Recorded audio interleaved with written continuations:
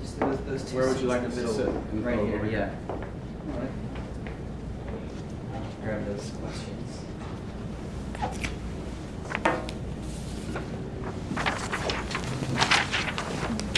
Okay, well, I would like to introduce myself, and then our guest will be introducing herself in a moment.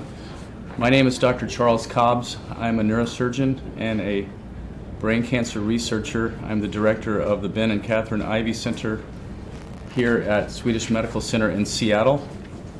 And we have a very wonderful guest up from UCLA today, who is one of the world's authorities on immunotherapy for malignant brain tumors. And I'll let Dr. Liao introduce herself. There's the camera over there. Hello, I'm Dr. Linda Liao, and I'm from UCLA, and I'm the director of the brain tumor program there. So, I guess should we just go through some of these questions? So the first question I have is, first I'd like to know more about the 28-day washout period patients must go through to be able to begin a new trial. When a tumor is progressing, this length of time is unbearable. Would 14 days be just as effective? Let me say what I think about this, and then I will have Dr. Liao make her comments. So it's often difficult for a neurosurgeon to convey to a patient why, if they come in on, let's say, the first day of the month with an MRI and they do surgery on the third day of the month, because we try to get them in urgently, why they have to wait up to a month sometimes to start any therapy at all. Usually the standard therapy for all glioblastoma patients involves radiation plus temozolomide. And then there may be clinical trials that could start concurrently during that time or afterwards. What we do know is that issues have to be considered, such as wound healing of the incision. That can take a couple of weeks before the skin is healed enough to undergo radiation. And there have been studies out recently showing that if someone undergoes the start of their radiation and chemotherapy, 2 weeks after surgery versus 4 weeks after surgery, there's no significant difference in survival.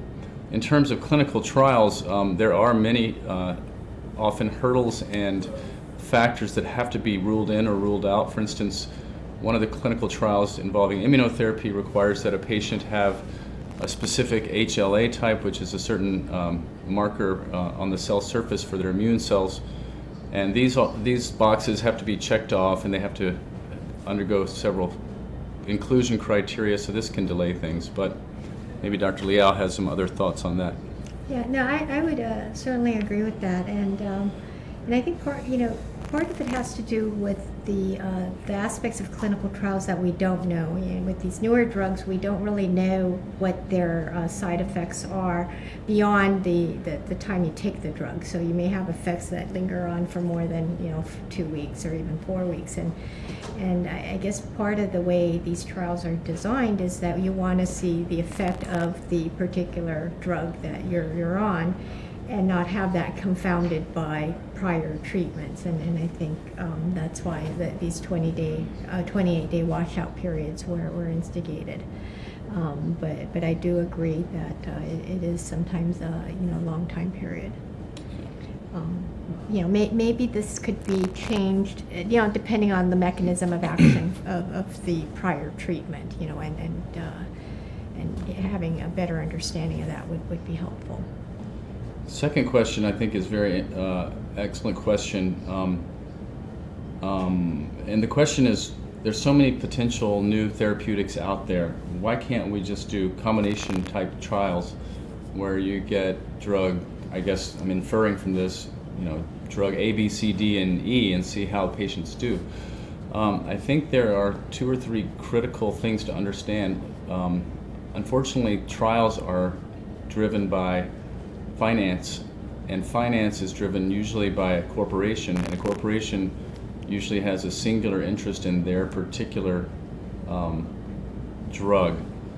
So that's one issue. It's hard to tell a company that has a possible miracle drug that we're going to try your drug in a clinical trial and then we're going to throw in a bunch of other things, and then at the end of the trial there will be no clear understanding of whether that new drug was beneficial.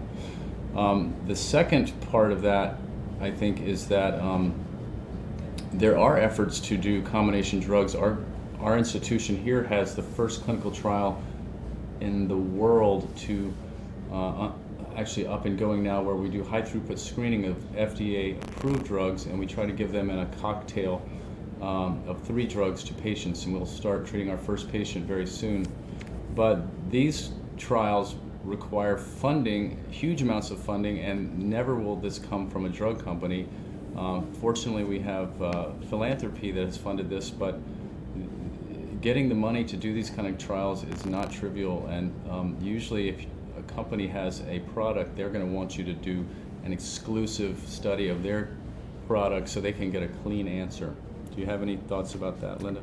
No, I would concur with that. I think part of the problem is that in order to get a drug FDA approved, you have to show that that drug has efficacy in and of itself, and that's obviously difficult to do when you combine it with other drugs. But it's certainly a challenge, because as when I talk to my patients, the reality of it is that if something works, whether alone or in combination, patients don't necessarily care what it is that works, as long as it works. And I wish we had a better mechanism to allow for that. But it's just just very difficult to do that, and we too are now doing genomic sequencing to look for targets where we could target certain things based on already FDA approved combinations of drugs. But as you mentioned, it's very hard to develop new drugs with that restriction. And there's not any company that's going to be thrilled for you to find out that their super drug that they've developed is moderately efficacious compared to a bunch of other maybe already FDA approved combination drugs. So, but our interest is in increasing survival of the patients. So, as long as we can get funding for these studies, we're gonna, I think collectively, we being the neurosurgeons and those interested in brain tumor, are going to push the envelope to get the funding we need. The next question here is, when a patient completes the standard of care for glioblastoma and scans reveal stable tumor, why do we stop treatment? We know the tumor is there. A hibernating bear always wakes up. Wouldn't this be an opportunistic time to attack the tumor in a different way? Families should never hear, let's wait and see what happens. We all know what happens with glioblastoma. So that is a good question. There are a couple of things that are very simplistic answers to this, and then other answers are a little bit more complex. So we know from that radiation treatment to the brain tumor is probably one of the most effective treatments in terms of stopping the growth of these tumors.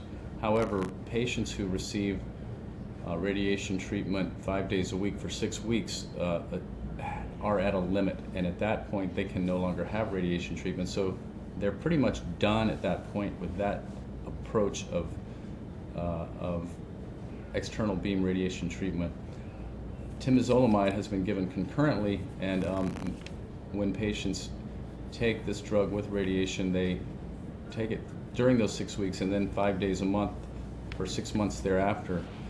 So they are still on a therapy, but at that point, after those 6 months, often we stop and just see if the tumor has arrested growth.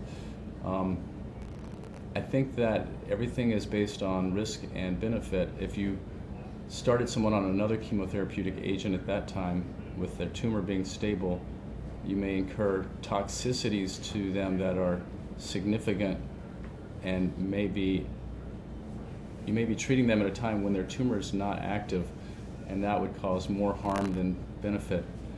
It's a good question. I don't know if I have a very elegant answer, though. I don't know if you'd like to try to answer that one.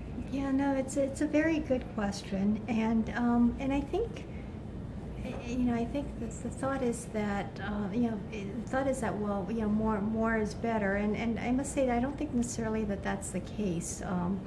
There have been studies that show that if you are on temozolomide too long, you actually induce further mutations in the tumor. So I think it doesn't.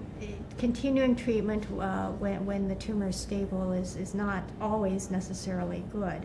But there may be, newer treatments like immunotherapy approaches that may, work well in that minimal disease setting, and that's kind of what we need to, figure out what is it that would be of low enough toxicity, but of actual benefit when a tumor is stable.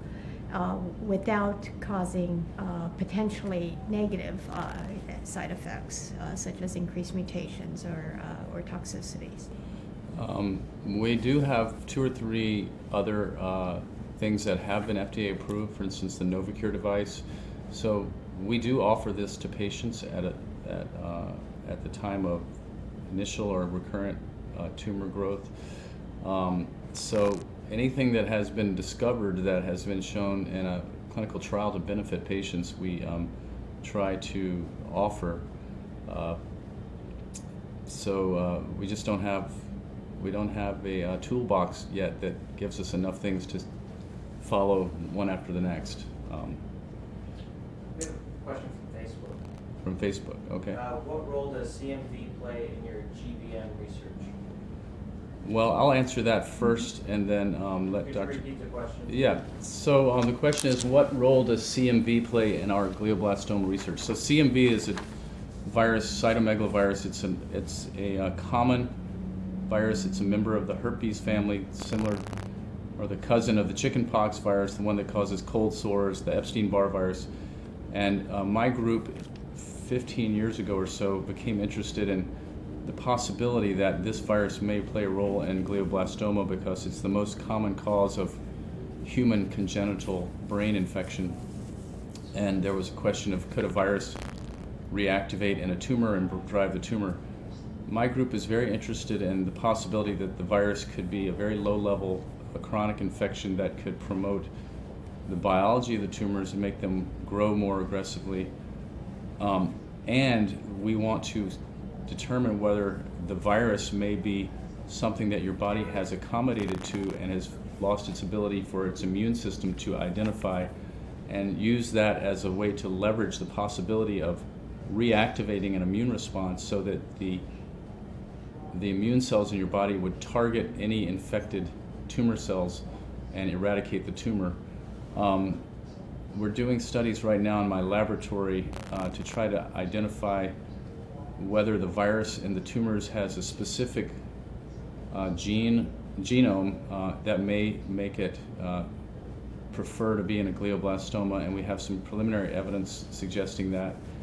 We also have been doing studies where we can pull proteins out of the tumor that are made by the virus and identify them using a technique called mass spectrometry. So we're trying to identify the proteins the virus has in the tumor and then work with world authorities like Dr. Liao to see if we can leverage that to make a vaccine, because the ultimate goal of an immunotherapy target would be to have something that is specifically expressed on a tumor cell but nowhere else in the body, so that you could ramp up a massive immune response to that one thing without any side effects causing autoimmune disease and that kind of thing. So my lab is a significant portion of my research is focused on that, and we're about to maybe start an antiviral drug clinical trial as well, because there's some evidence that a drug against CMV may increase survival. I'll hand it over to Dr. Liao.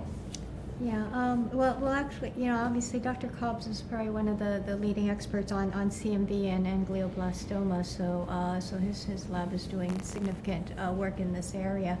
From our standpoint, I think CMV is a very interesting and potentially potent immune target in glioblastomas, and I think the viral immune responses are actually much stronger than self-anti-tumor immune responses. So if we're able to find a good viral target that can induce that kind of more robust viral response, I think there's potentially potential for improvements in our immune therapy approaches.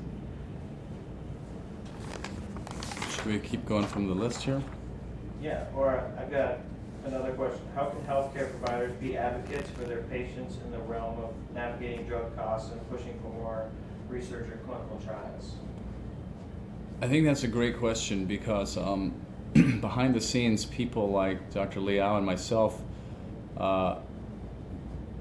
probably spend a significant amount of our time trying to convince funding agencies like the National Cancer Institute or corporations, in my case Roche, that was the maker of an antiviral drug, that they should help us by giving us money to do clinical trials or research.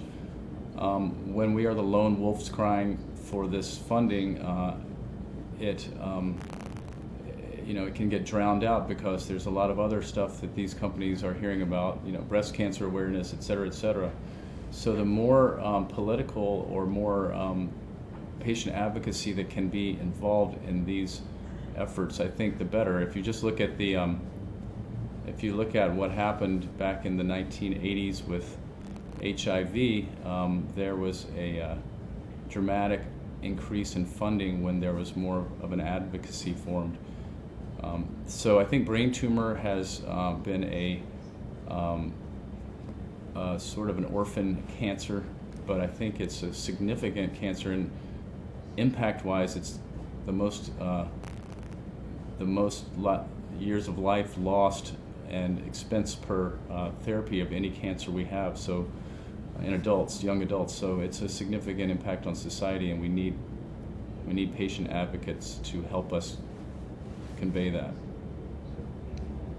Yeah, I would agree with that. I think we need patient advocates, and we also need the healthcare advocates, the people taking care of the patients to advocate for getting treatments for their patients. And I know, I spent a lot of time doing that for individual patients, and it would be nice to, have more support in that area so that we could, get our drugs FDA approved and really out there for the general population. And I think glioblastoma is a very difficult disease. It's so heterogeneous, and you're right, compared to the other bigger cancers, it's a smaller population of patients, so it's harder to get drug companies interested in supporting these types of trials. So the more advocacy, the better.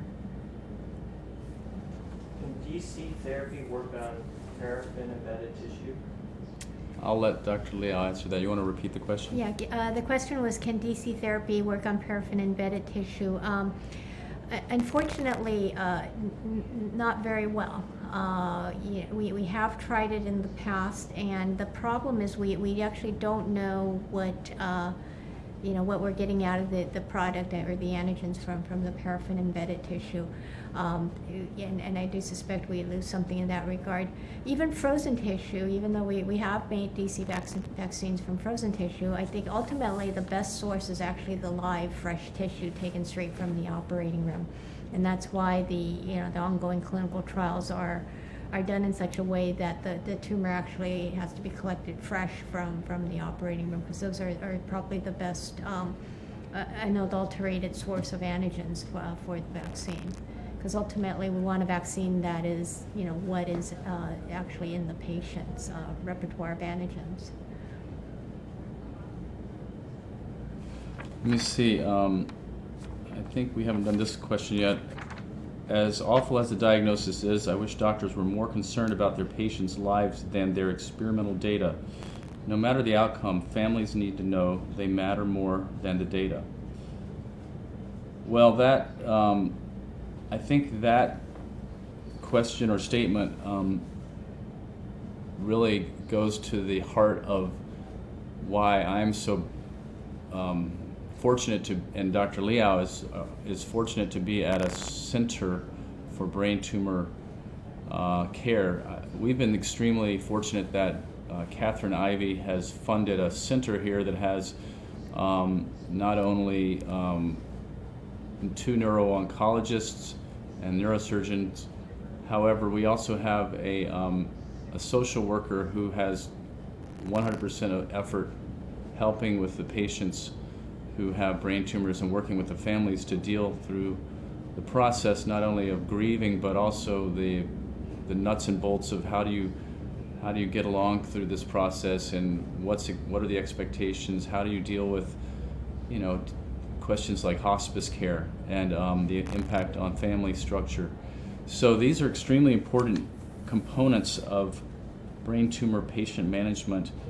You know, I won't mince words. Our goal as clinician researchers is to increase survival, so data is critical in terms of understanding that, but I'm very fortunate to be at a center where we can do that and at the same time have families come in and be taken care of and have counseling sessions, because it is a huge comprehensive impact on the family when this diagnosis is made. And I'm sure at UCLA you have a similar situation with a comprehensive brain tumor program. Yeah, no, we are fortunate that we do have a comprehensive brain tumor program, and you know, and at the end of the day, I think, you know, for all of us, the patients do come first, and they do, you know, we always want to do what's in the best interest of the patient, not necessarily the data. And you know, we had this conversation this morning.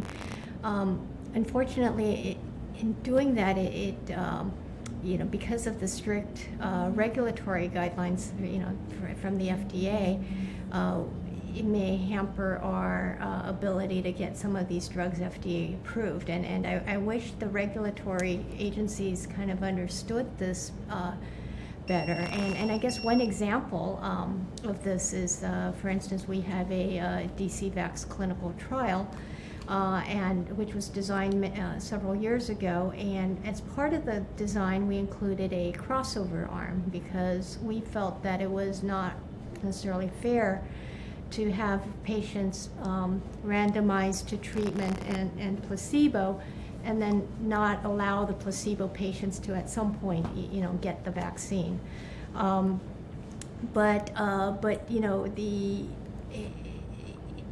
at the end of the day, what's happening is that the entire group is doing better. At least, you know, it's not unblinded yet. I don't know where the groups lie, but both groups are doing better, and it's probably because the crossover arm, those patients that got the DCVax subsequently also saw some benefit.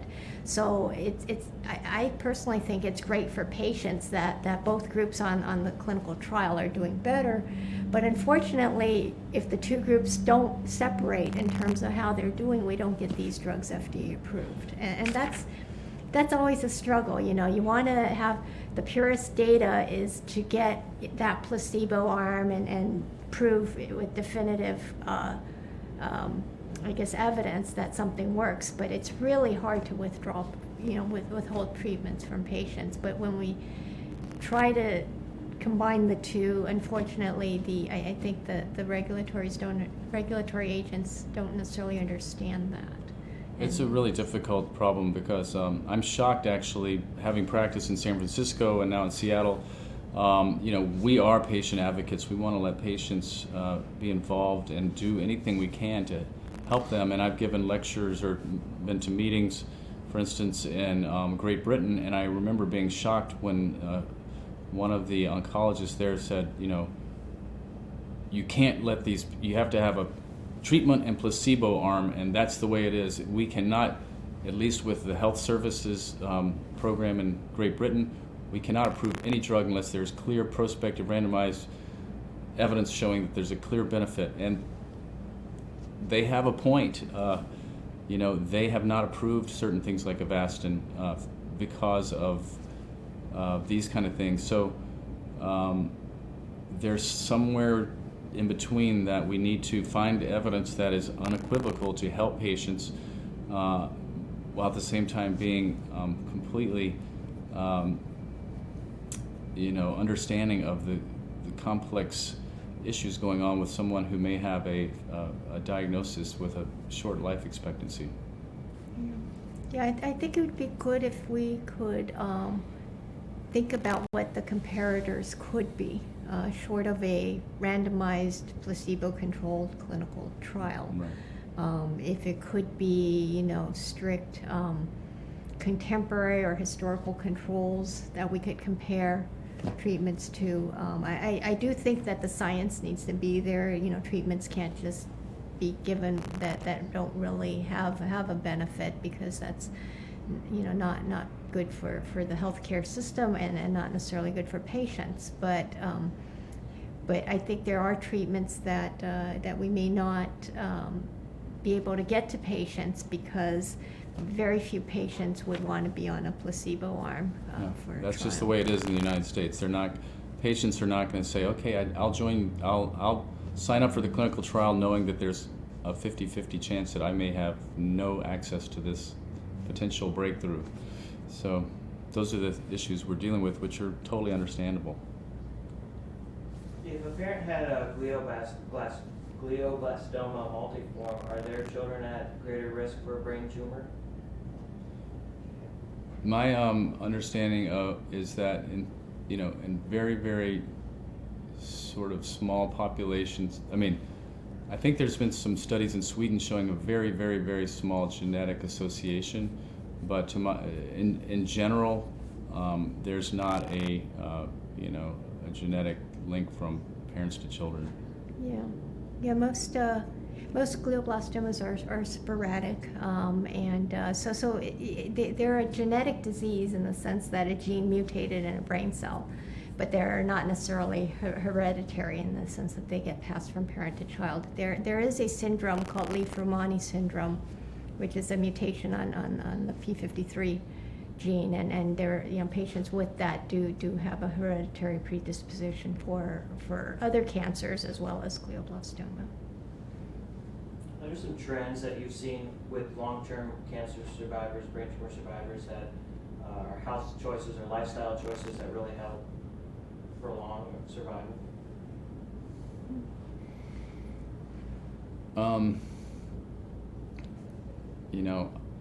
It's hard to say. We know that there's a strong association with being younger and surviving, but then studies of those patients have led to understanding that the biology of those tumors may be distinct from others. In terms of lifestyle, I really can't say that I'm convinced that there's any specific lifestyle that has significantly impacted survival for these patients. I'm not sure if you feel otherwise. Yeah, no, I agree. It's there's anecdotal reports about certain things, but I think overall, a generally healthy lifestyle is probably good. No smoking. Not too much. Processed foods and fats, I think, is probably a good thing. Not just to prevent brain cancer, but for other diseases as well. I think one critical thing that it's hard to really specifically address, but I've always felt that this was not only a brain tumor disease, but a disease of immunodeficiency. So anything that can boost the immune function, and I'm sure Dr. Liao, given her 25 years of working in this field, or 20 years, would concur that the immune function is important. So anything that can help with the immune system is critical.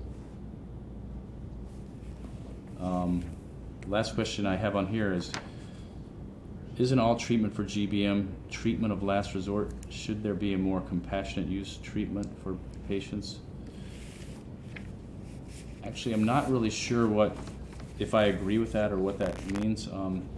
Treatment of last resort. Well, the way the treatments have evolved for glioblastoma was that 50 years ago, a biopsy would be performed and the survival would be average somewhere about 4 months. Subsequently, more aggressive surgeries improved survival, and then radiation came and doubled the survival from 6 months to a year, average survival. And then some chemotherapy, a chemotherapy study came out in 2005 that improved survival to average of 15 months. So I don't know if these are treatments of last resort. These are treatments that are effective, even if they're not black and white slam dunk treatments. This is all we have. So we're doing anything we can to improve survival. We're hoping I'm very excited about Dr. Liao's work because what she spoke about this morning is that there is hope that maybe a subset of patients who have immunotherapy do have long-term survival. And I think the next 10 years of work in the immunotherapy field will be to try to understand what is specific to these patients, what is their specific immune response that makes these patients survive way outside the standard deviation and the mean. And obviously if we can understand that, that will be our first resort treatment. And maybe someday we will not use radiation and chemotherapy. Yeah, I agree. I think there's certainly, as if you're a patient with a glioblastoma, there's certainly that need and desire to have treatments that may currently not be available, and to have access to those treatments. And I certainly feel for that. For our many of our trials, we have in the past provided compassionate use single subject protocols, and we make these therapeutics for patients, but I must say it over time becomes very financially and financially draining and time consuming to do these one-off trials for hundreds of patients. And ultimately what we want is to have these treatments covered by insurance companies and widely available to everybody. And I don't think individual practitioners or centers can do large-scale compassionate use trials for lots of individuals. And that's why I think unfortunately we kind of have to have the clinical trial data to really push these treatments forward. Doing single subject compassionate use trials unfortunately just doesn't give us enough information to make conclusions on what works and what doesn't. What are some of the criteria you use for selecting therapies for specific types of treatment in patients? Probably too broad of a question. This is a broad question. I'll repeat it. What are the criteria used for selecting various treatments for patients? So we have several clinical trials open here that involve immunotherapy using antibodies that block molecules on T cells, which are the immune cells, for instance, to try to increase the whole immune response, so-called checkpoint inhibitors. And these clinical trials, as well as most immunotherapy-related clinical trials, require a significant percentage of the tumor to be removed from the patient. And there's a reason behind that, and that the tumor can't be multifocal, for instance, can't be on both sides of the brain. The reasoning behind that is, Dr. Liao is much more expert on this than I am, but the tumor cells themselves are pumping out molecules, one of them is called TGF-beta, that are potent inhibitors of an immune response. So you want to make sure that if someone is going to be enrolled in a clinical trial for an immune treatment, that you've done everything possible to maximize their chance of a benefit. So that's one criteria, for instance, from some of these trials, that you can't just do a biopsy of a big tumor that's spread all across both hemispheres of the brain. Other criteria, for instance, a clinical trial that originated at Cedars-Sinai in Los Angeles, ICT 107. This is a trial, immunotherapy, where vaccine in the form of a peptide is given, but the peptides, which are little pieces of proteins, can only be recognized by people with a specific immune system characteristic called HLA-A2. So that's something that has to be shown to be present before they can enroll. In general, most clinical trials have a Karnofsky performance score cutoff, which is just a generic kind of cutoff, because we don't want to enroll people that are super sick and can hardly make it to the office for appointments. So that's, sort of a generic thing. And then there's some other criteria. You can't have other major diseases or be on other drugs or investigational studies at the same time. I'm not sure if I've covered that completely, but those are some of the main things. Yeah, that's so ultimately, depending on the treatment, the mechanism of action of the treatment, a lot of what the criteria are for enrollment is dependent on that. So if a treatment targets EGFR and your tumor doesn't express EGFR, then it obviously doesn't make sense to take that treatment.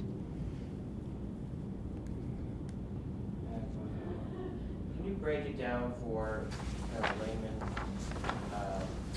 about how you're using a virus to kill cancer? How do you pack that? Well, I'm not the world's expert on this, and I'll give it a shot, and I'm going to be talking about other people's work right here now. There are several studies that use viruses. There's a study that uses a virus called a lentivirus that can infect blood vessel cells in a tumor, and that lentivirus, I believe, has been molecularly engineered so that it will produce an enzyme that will, if you give another drug, cause those blood vessel cells to kill the tumor. So that is a sort of a indirect way of killing a tumor by attacking blood vessel cells, much in the same way the concept for Avastin is that you give a antibody that sucks up all this blood vessel growth factor so the blood vessels can't grow. And if the blood vessels can't grow, the concept is that the tumor can't grow. Unfortunately, we know that tumors are smarter than we are, and when you do that, often they'll learn other ways of growing and they actually can still survive.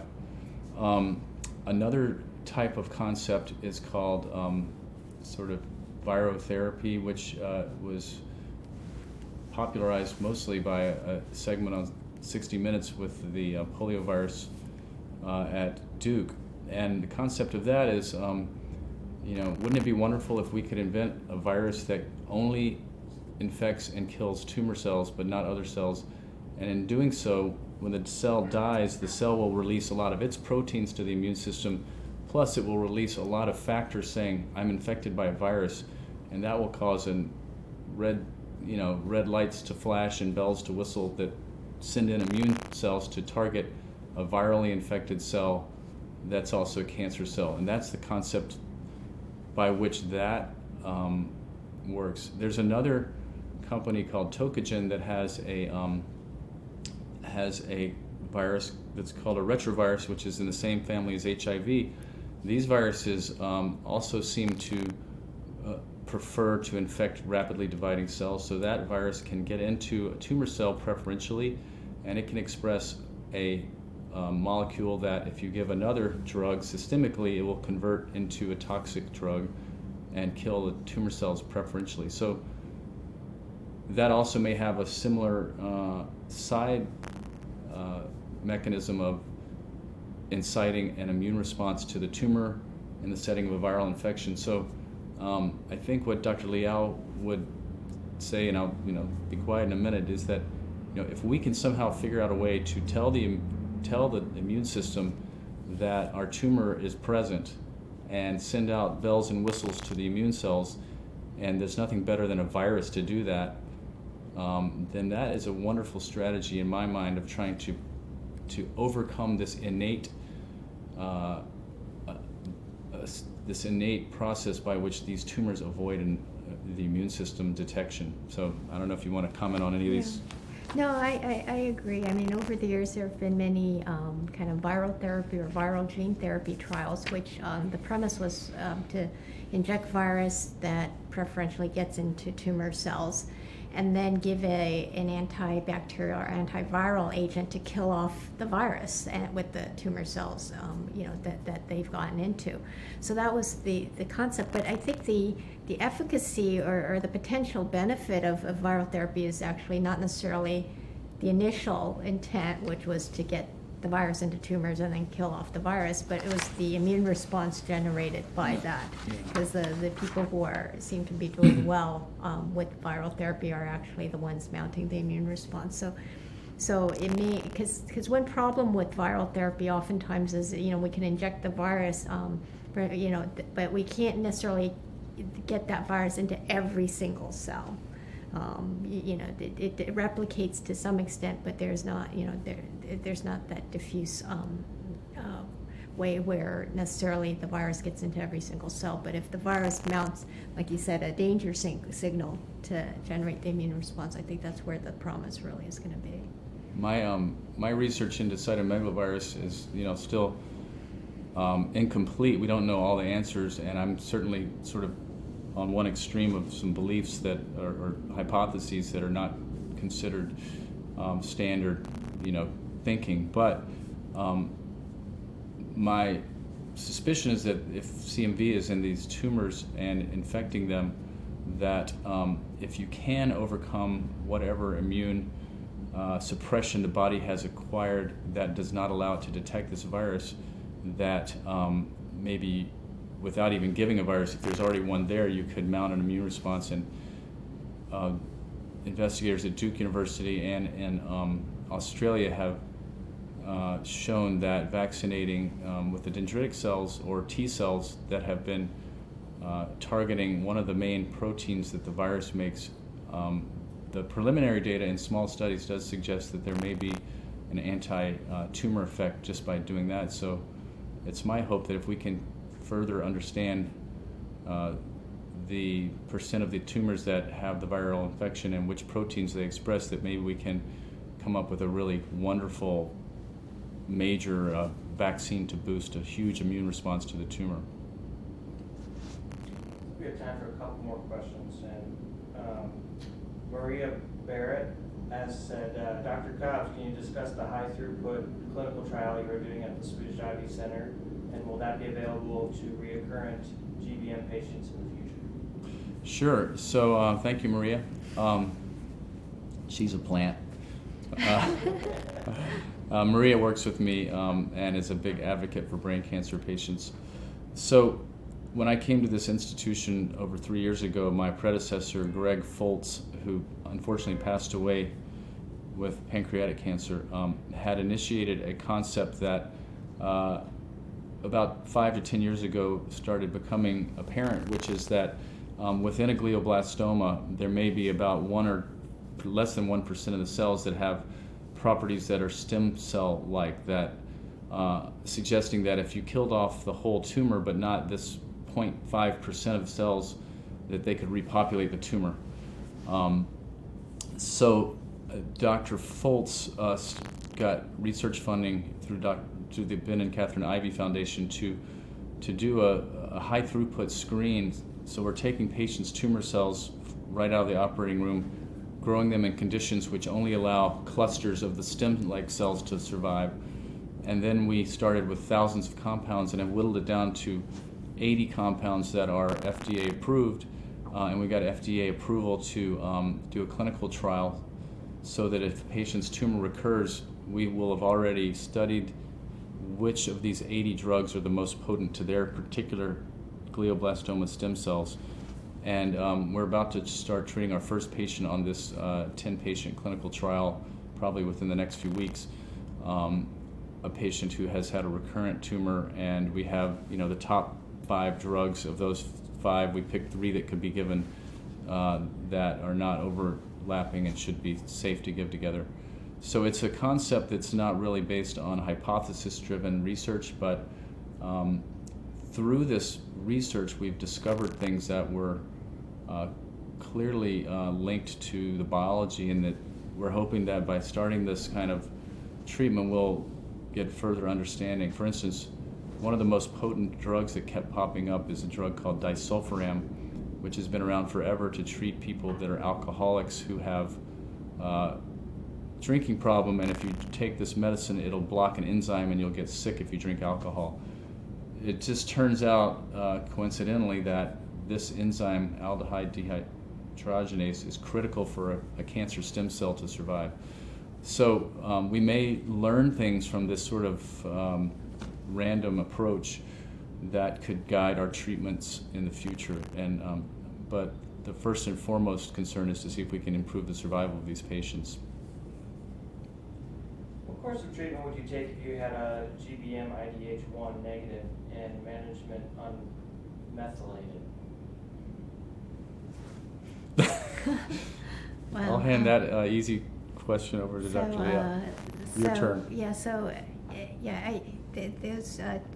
well, I think MGMT methylation, has been correlated with improved response to chemotherapy, such as temozolomide. So now the thought is that many clinical trials are actually designed for the MGMT unmethylated patients, the patients who may not necessarily respond to standard treatment. So, and IDH1 mutation also portends to a somewhat worse prognosis. Interestingly, I actually wait. IDH1 mutation is better. Better prognosis. Yeah, the lack of the mutation. You're correct. And I think the question was that the person has a wild type IDH1, correct? Is that the IDH1 negative. negative? So I assume it's IDH1 mutation negative. Yeah. Correct. Yeah. So yeah. So I think with that, we'd still advocate, standard treatment to begin with, because we still don't have enough information per se about, what specific treatments beyond that would be of definitive benefit. But some of our data from our, immunotherapy trials, though, actually have shown that immune therapy may actually be more beneficial in the mesenchymal subgroup of glioblastomas, which actually tend to be the IDH1 mutation negative, the IDH1 wild type tumors, and it possibly is because potentially these tumors do worse because they have more mutations and they tend to be more aggressive. But with that being said, the fact that they have more mutations may actually make them more susceptible to immunotherapy, because they have more targets. There are more mutations that the immune system can target. So I think a potential immunotherapy trial would be something to look into. This same patient's asking about I don't know quite how it's pronounced, as clomipramine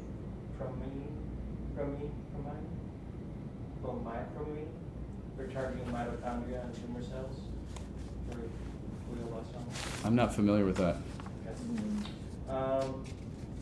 We've had some people. What role should the IDH1 mutation play in treatment against glioblastoma? Good question. I mean, I guess the question has to do with if the patient has the IDH1 mutation, what role that plays. I mean, there are agents in clinical trials that target the IDH1 mutation. Agios Pharmaceuticals has an agent that we're testing in clinical trials called AG. I think it's 881.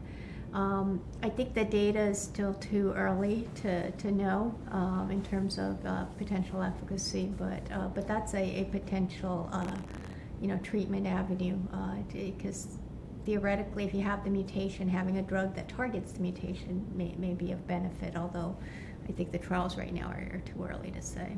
What about immunotherapy for mutated IDH1? Yeah, good question. I must say I have mixed feelings about immunotherapy for IDH1 tumors, simply because those also tend to be the proneural, less mutated subgroup of tumors, and we actually had a low-grade glioma trial using dendritic cell vaccines, and as it turned out that the patients with the higher mutational load actually seems to do better. So that's where I think there's a balance between a subgroup of tumors that actually are less mutated and do better, but they may not be activating the immune responses as well. I think one thing that has become apparent, that's sort of an aside comment for the audience, is that in the last 2 or 3 years there have been